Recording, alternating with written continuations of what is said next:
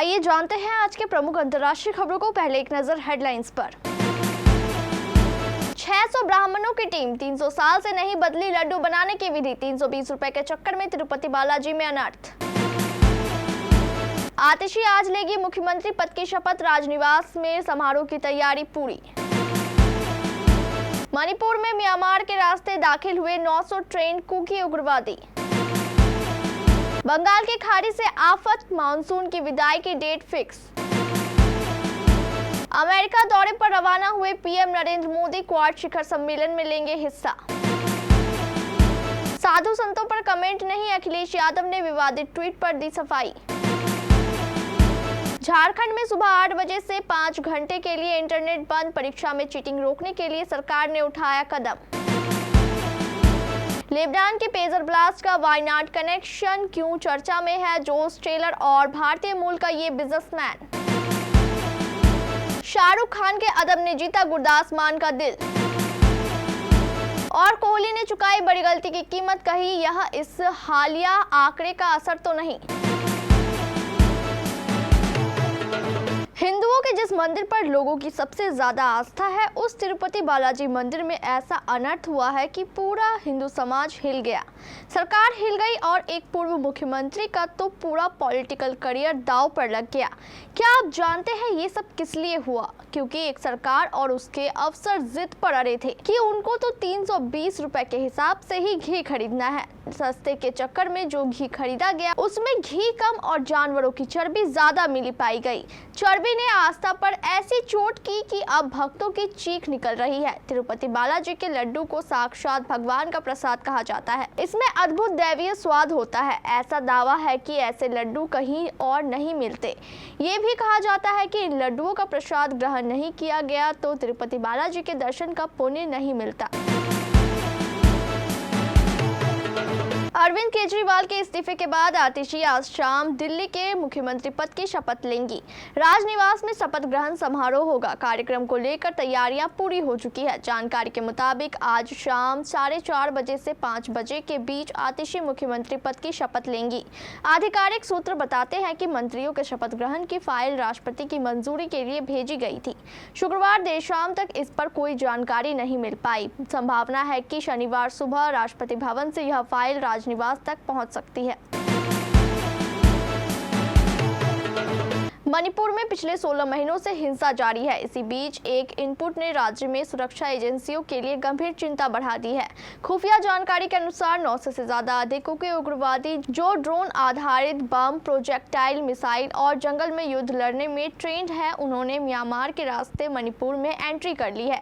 सूत्रों के अनुसार ये उग्रवादी 30 सदस्यों के समूहों में बटे हुए हैं और राज्य के चारों ओर फैले हुए हैं। जानकारी के अनुसार 28 सितंबर को ये उग्रवादी मैतेई समूह वाले गांवों पर हमला करने की योजना बना रहे हैं। ये खुफिया जानकारी मणिपुर के थौबल जिले के शीर्ष अधिकारी द्वारा दी गई है।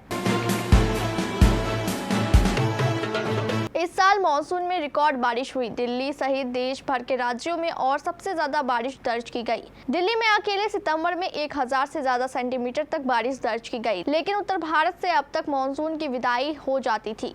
अब बात होने लगी है कि क्या मानसून की वापसी हो गई है या मानसून कब तक लौटेगा, क्योंकि मानसून वापसी के दौरान भी जहां जहां से गुजरता है वहां पर भारी बारिश होती है। मौसम विभाग ने बताया कि पश्चिम राजस्थान से 23 सितंबर से वापसी तय है। भारतीय मौसम विज्ञान संस्थान IMD ने दक्षिणी पश्चिम मानसून की विदाई की तारीख तय कर दी है। मौसम विभाग ने बताया कि पश्चिमी राजस्थान और बंगाल की खाड़ी से मानसून 23 सितंबर से वापसी करना शुरू कर देगा। वहीं IMD के द्वारा राजस्थान और बंगाल की खाड़ी में एक साइक्लोन सर्कुलेशन की बात कही गई है। प्रधानमंत्री नरेंद्र मोदी शनिवार तड़के अमेरिका के दौरे पर रवाना हो गए हैं। इस दौरे पर पीएम मोदी क्वाड शिखर सम्मेलन में हिस्सा लेंगे।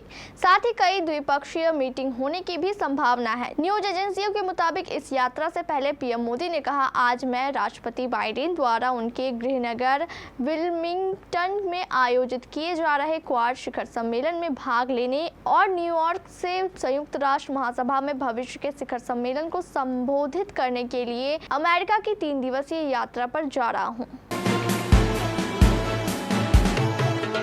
समाजवादी पार्टी के सुप्रीमो अखिलेश यादव ने शुक्रवार को कन्नौज में बीजेपी पर बड़ा हमला किया। उन्होंने साधु संतों को लेकर सोशल मीडिया प्लेटफॉर्म एक्स पर की गई टिप्पणी पर भी सफाई देते हुए कहा कि हम लोगों ने साधु संतों ऋषि मुनियों पर कभी कोई कमेंट नहीं किया। जो टिप्पणी की है वो मठाधीश मुख्यमंत्री पर होगी। हम सभी साधु संतों को गुरुदेव मानते हैं। पूर्व सीएम अखिलेश यादव ने कहा कि मठाधीश पर किसी को क्या शिकायत हो सकती है, हमारे मुख्यमंत्री तो मठाधीश हैं, इस पर किसी को क्या शिकायत हो सकती है। उन्होंने हाल ही में ट्वीट किया था कि जिसमें अखिलेश यादव ने लिखा था, भाषा से पहचानिए असली संत महंत, साधु वेश में घूमते जग में धूर्त अनंत।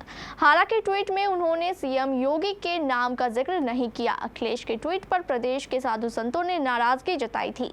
इस ट्वीट को लेकर अखिलेश ने सफाई दी है।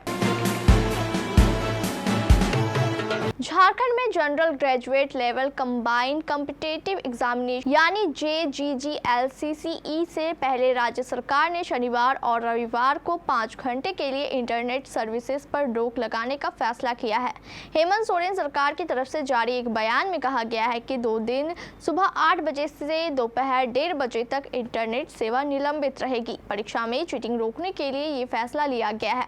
मुख्यमंत्री हेमंत सोरेन ने परीक्षा की तैयारियों के संबंध में वरिष्ठ अधिकारियों से चर्चा की। उन्होंने स्पष्ट रूप से कहा है कि परीक्षा के दौरान किसी भी तरह की लापरवाही किसी भी हालात में बर्दाश्त नहीं की जाएगी। उन्होंने एक्स पर एक पोस्ट में कहा, अगर कोई परीक्षा के दौरान कोई गलत काम करने की कोशिश करता है तो हम उनके खिलाफ कड़ी कार्रवाई करेंगे। लेबनान में हजारों पेजर फटने से लगभग 20 लोगों की मौत हो गई और बड़ी संख्या में लोग घायल भी हुए हैं, जिसमें अधिकतर हिजबुल्लाह के लड़ाके बताए जा रहे हैं। दुनिया भर में इस बात की चर्चा हो रही है कि आखिर पेजर किस कंपनी के जरिए हिजबुल्लाह के पास पहुंचे। इन सब के बीच इन धमाकों का एक हैरान करने वाला केरल कनेक्शन भी सामने आया है। दरअसल हिजबुल्लाह ने इन धमाकों के लिए इजराइल को जिम्मेदार ठहराया है। वहीं इजराइल ने अभी तक प्रत्यक्ष तौर पर इसकी जिम्मेदारी नहीं ली है। धमाकों के बाद दुनिया यह समझने की कोशिश कर रही है कि कैसे इजरायली जासूसी एजेंसियां पेजर के जरिए धमाके करते हैं। आश्चर्यजनक रूप से कंपनियों और शेल फॉर्मों के मकड़जाल में केरल में जन्मे एक व्यक्ति का नाम भी सामने आया है, जो अब नॉर्वे का नागरिक है। सुपरस्टार शाहरुख खान की शख्सियत का जितना बड़ा कद है, रियल लाइफ में वो उतने ही विनम्र भी है, क्योंकि कोई भी जब उनसे मुलाकात का किस्सा सुनाता है तो उसमें शाहरुख की मेहमान नवाजी, उनकी विनम्रता और उनके दिल जीत लेने वाले चेस्टर का जिक्र जरूर आता है। अब पंजाबी म्यूजिक के आइकॉन गुरदास मान ने बताया है कि कैसे शाहरुख खान के अदब ने उनका दिल जीत लिया था। शाहरुख की आइकॉनिक फिल्मों में से एक वीर ज़ारा में गुरदास मान ने 2 बहुत पॉपुलर गाने गाए थे। इसमें से एक गाने देश है मेरा में गुरदास का कैमियो भी था और वो शाहरुख के साथ भांगड़ा करते हुए नजर आए थे। अब मान साहब ने उस शूट के वक्त शाहरुख से मुलाकात और उनके स्वभाव के बारे में बात की है। पंजाब का मान कहे जाने वाले गुरदास ने ये मुंबई की हिंदी फिल्म इंडस्ट्री और कलाकारों से अपनी मुलाकातों और उनसे मिले प्यार के बारे में भी बात की। मेजबान टीम रोहित ने चेन्नई में खेले जा रहे पहले टेस्ट के दूसरे दिन ही मेहमान बांग्लादेश पर शिकंजा कस दिया है। अपनी पहली पारी में 376 रन बनाकर भारत बांग्लादेश को सिर्फ 149 रन पर समेटकर पहली पारी में 227 रन की बढ़त ले ली, जो भारत दूसरी पारी में भारत के स्कोर 3 विकेट पर 81 रन के साथ ही 308 रन हो गई। दूसरी पारी में भारत दिन का समापन 2 विकेट के साथ कर सकता था, लेकिन विराट कोहली एक ऐसी बड़ी गलती कर बैठे जिस पर ना तो ड्रेसिंग रूम में बैठे कप्तान रोहित शर्मा ही खुश दिखाई पड़े और ना ही कोहली के करोड़ों चाहने वाले। वहीं दूसरी पारी में मिराज का शिकार बनने के साथ ही कोहली का एक ऐसा अनचाहा हालिया आंकड़ा सामने आया है जिसे लेकर पंडितों ने उन पर उंगली उठा दी है और ये समीक्षक उन्हें लेकर अलग अलग बातें कर रहे हैं। कुछ ऐसी ही चर्चा फैंस ही नहीं बल्कि पंडितों के बीच है, क्योंकि विराट कोई नए नवेले खिलाड़ी नहीं है। वास्तव में नया खिलाड़ी भी शायद ऐसा नहीं करता। दरअसल भारत की दूसरी पारी में 20वें ओवर में ऑफ स्पिनर मिराज ने कोहली के खिलाफ LBW की जोरदार अपील की।